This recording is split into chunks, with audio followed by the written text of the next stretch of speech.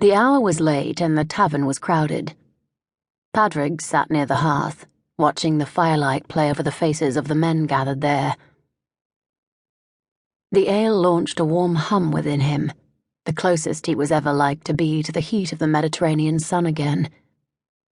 He should have gone south, as Rosamunde had bidden him to do. He should have sold her ship and its contents, as she had instructed him. Galway was as far as he had managed to sail from Faerie.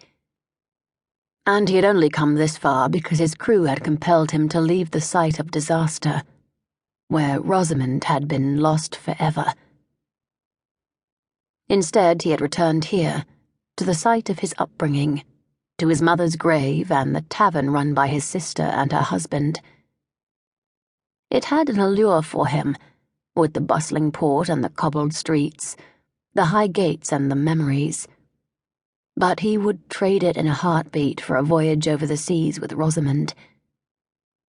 Perhaps Galway would have to do. Padraig enjoyed music, always had, and song was the only solace he found in the absence of Rosamunde's company. He found his foot tapping and his cares lifting as a local man sang of adventure. "A song!"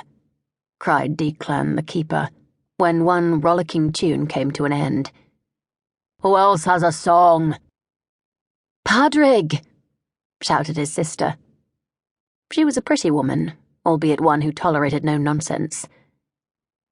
Padraig suspected there were those more afraid of her than her husband, much like their mother in that. "Sing the sad one ye began the other night," she entreated. "There are others of better voice," Padraig protested. The company roared a protest in unison, and so he acquiesced. Padraig sipped his ale, then pushed to his feet to sing the ballad of his own composition. "Rosamunde was a pirate queen, with hair red gold and eyes of green. A trade in relics did she pursue, plus perfume and silks of every hue. Her ship's hoard was a rich treasury, of prizes gathered on every sea. But the fairest gem in all the hold was Rosamunde, beauteous and bold. Her blade was quick, her foresight sharp. She conquered hearts in every port." "Ah," sighed the older man across the table from Padraig. "There be a woman worth the loss of one's heart." The company nodded approval and leaned closer for the next verse. Even his sister stopped serving, leaning against the largest keg in the tavern, smiling as she watched Padraig. "Trade in relics, both false and true, her family trade she did pursue. No man cheated her and told of it, for Rosamunde allowed no debt. She vanquished foes on every sea, but lost her heart to a man esteemed. Surrender was not her nature true, but bow to his desires she did do. She left the sea to become his bride, but in her lover's home Rosamunde died.